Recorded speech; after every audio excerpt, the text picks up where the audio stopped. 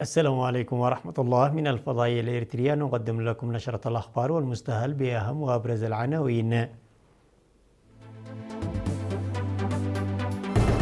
بنك إريتريا يصدر إشعار بشأن حيازة عملة النقد. اختتام مهرجان الإريتريين في إيطاليا.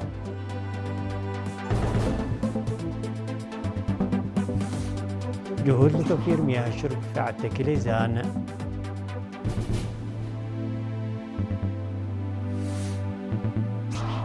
الصين تفرض قيودا تصديرية على 40 جهة يابانية. مباحثات ألمانية أمريكية لتقاسم أعباء الناتو.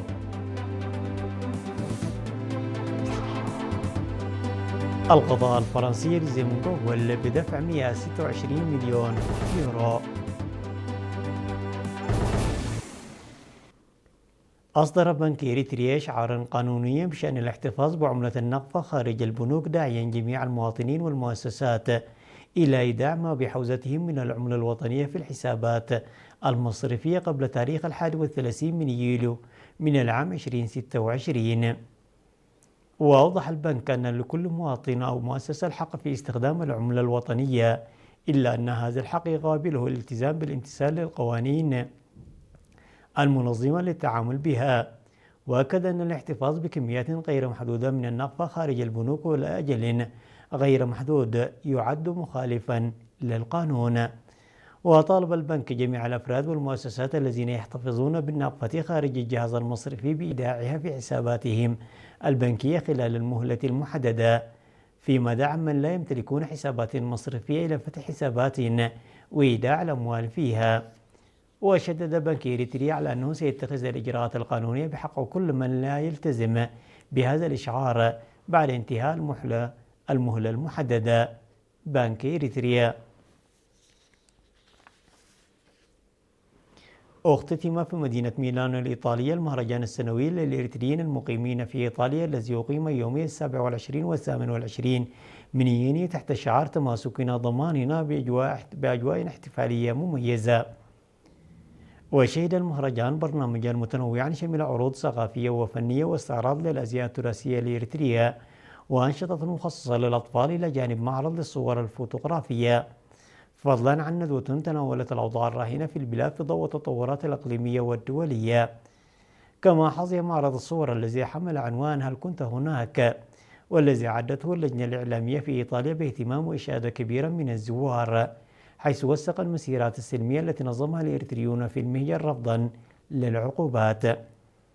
وألقى سفير إريتريا لدى إيطاليا السيد ساسين بيتروس محاضرة استعرض فيها مستجدات الأوضاع في البلاد، إلى جانب مساهمات الجالية الإريترية في برامج ما وصفها بالمقاومة الوطنية الشاملة. وتألقت المسيرات الفنية للمهرجان بمشاركة فرق ثقافية قدمت من إريتريا، ضمت عدد من الفنانين الموسيقيين، وقدمت عروضا فنية وتراثية أضفت أجواء مميزة على فعاليات المهرجان. أفاد مسؤول تنمية المياه في مديرية عتكليزان أن حفر 3 آبار لضمان توفير مياه الشرب في بلدة عتكليزان، وذكر القيام بدراسات مسبقة لتنفيذ البرنامج، وسيتواصل العمل لمد أنابيب مياه كبيرة وخزانات مياه كبيرة وخزانات مياه إضافية.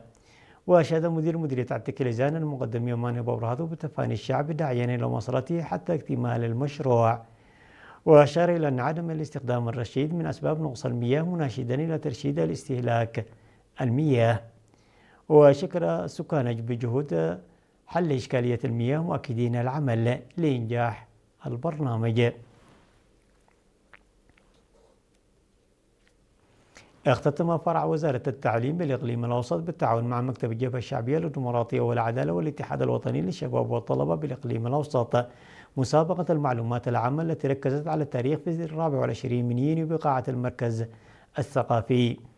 وشملت المسابقات مختلف المراحل الدراسية، حيث خصصت لمرحلة رياض الأطفال والتعليم الابتدائي مسابقات في الأناشيد، بينما تناولت مسابقات المرحلة المتوسطة تاريخ الشعب الإريتري والكفاح المسلح، في حين ركزت مسابقة المرحلة الثانوية على السلوك والقيم الوطنية.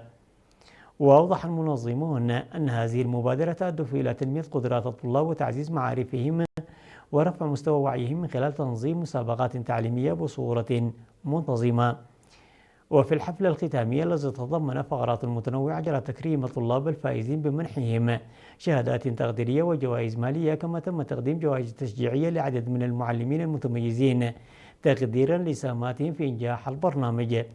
وأكد مسؤول التعليم الثانوي بفرع وزارة التعليم بالإقليم الأوسط الأستاذ يوهانس سلومون في كلمة ألقاها بالمناسبة أهمية مواصلة الجهود الرامية لتعزيز الوعي الوطني والسياسي لدى الطلاب، مشددا على ضرورة تنفيذ مثل هذه البرامج بروح من التعاون والتنسيق بين مختلف الجهات المعنية. وشهد الحفل حضور رئيس هيئة الأركان العامة بوزارة الدفاع الفريق فيليبوس يوهانس ومسؤول الشؤون التنظيمية في الجبهة الشعبية للديمقراطية والعدالة السيد يوسف سايق، ومسؤول الاتحاد الوطني للشباب والطلبة السيد صالح أحمدين، إضافة إلى رئيس المجلس الشعبي بالإقليم الأوسط السيد أبراهام سمرة. تنفذ بمديرية علا برعد حملات واسعة لحفظ المياه والتربة بتأطير السكان لحفظ المياه والتربة.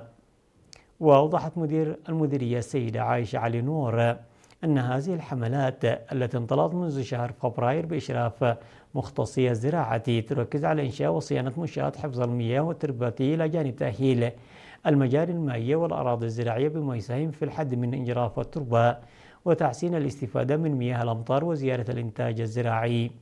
وأضافت أن الاستعدادات جارية بالتوازي لتنفيذ برامج التشجير خلال الموسم المقبل، مشيدة بالمشاركة الفاعلة للمواطنين ولا سيما المرأة في مختلف مراحل تنفيذ هذه الأنشطة البيئية والتنموية. من جانبهم أكد خبراء الزراعة المهندس سجن زكرياس والشاب الشفا محمد علي إن النجاح الذي حققته حملات الحفاظ على المياه والتربة يعكس تنامي وعي المجتمع بأهمية صون الموارد الطبيعية ودورها في تحقيق تنمية زراعية مستدامة. قدم عمال الخدمة المدنية أعضاء الجبهة الشعبية للديمقراطية والعدالة في مديرية بريخ 24,000 نخبة لستة أسر شهداء. وأشاد مدير المديرية السيد تسفوف السهاسين بالجهات التي جعلت الدعم واقعا. كما تبرع في مديرية سرجغة ب 48,000 نخبة ل 24 أسرة شهيد.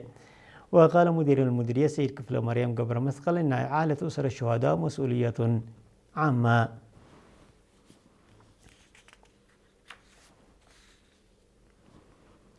استشهد المناضل المقدم قيتوم تكيه بخيت عضو قيادة الجيش الشعبي في الإقليم الأوسط يوم 29 من يونيو عن عمر ناهز 74 عاما إثر مرض ألم به. وكان الفقيد قد التحق بصفوف قوات التحرير الشعبية في العام 1975 وشارك خلال مرحلة الكفاح الوطني في صفوف القوات المقاتلة، من حيث تقلد مسؤوليات متعددة بدأت من مقاتل عادي وصولا إلى ضابط أركان على مستوى أحد الوحدات العسكرية.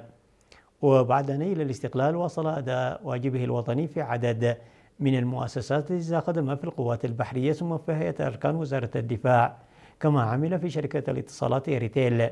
ومنذ يناير 2022 وحتى وفاته شغل منصب ومسؤوليات مختلفة في الفرقة 24 التابعة للجيش الشعبي في الإقليم الأوسط، حيث عرف بتفانيه وإخلاصه في خدمة شعبه ووطنه.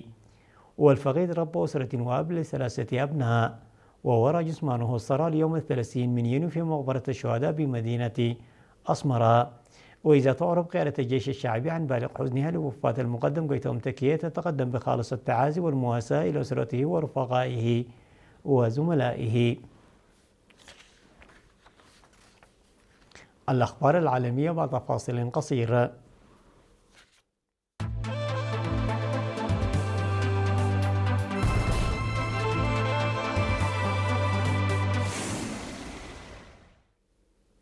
فرضت الحكومة الصينية قيودا جديدة ومشددة على صادرات المنتجات ذات الأحجام المزدوجة إلى 40 جهة يابانية في خطوة تعكس تصاعد التوترات السياسية والعسكرية بين بكين وطوكيو. وأعلنت وزارة التجارة الصينية إدراج 20 شركة يابانية جديدة على قائمة مراقبة الصادرات، ما يفرض على الشركات الصينية الراغبة في التصدير إليها الحصول على ترخيص خاصة وتقديم تقييمات للمخاطر، إضافة إلى تعهدات مكتوبة بعدم استخدام المنتجات في أغراض عسكرية. كما أضافت بكين 20 شركة يابانية أخرى إلى قائمة المراقبة بعد أن كانت مدرجة بالفعل على قائمة الحظر منذ فبراير الماضي، الأمر الذي يحظر عمليا تصدير السلع ذات الاستخدام المزدوجة المصنوعة في الصين إليها سواء من قبل الشركات الصينية أو الأجنبية. وتأتي هذه الخطوة في ظل تزايد التوتر بين البلدين بشأن قضايا الأمن الإقليمي وخاصة ملف تايوان.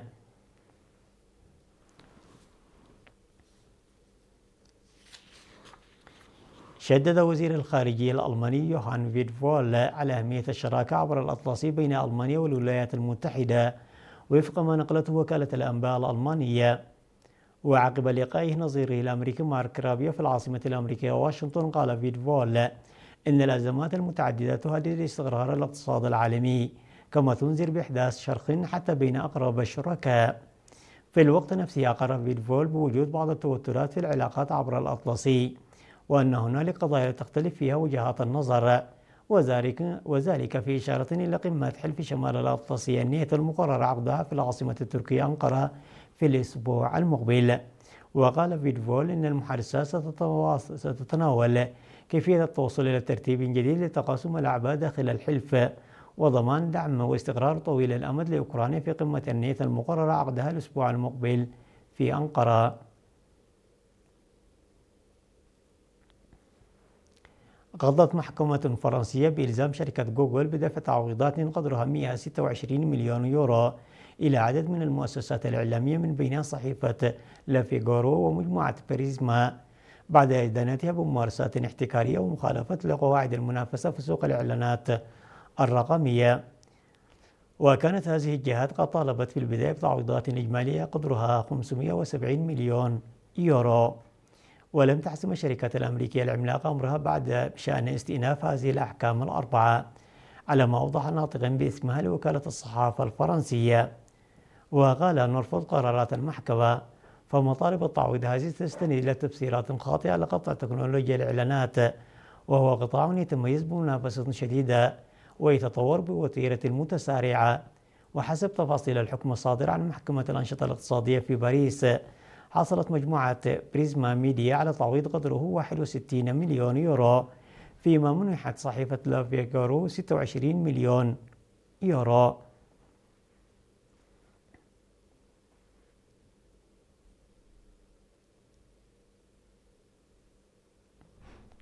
تذكير بالعناوين.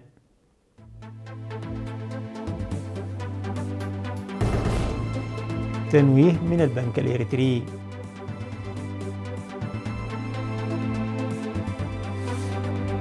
اختتام مهرجان إريتريا في إيطاليا.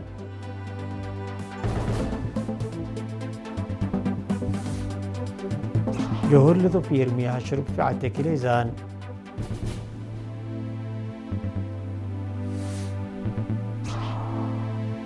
الصين تفرض قيود تصديرية على 40 جهة يابانية.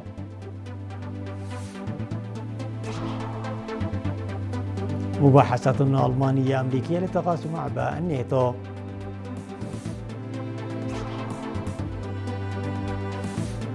القضاء الفرنسي يلزم جوجل بدفع 126 مليون يورو.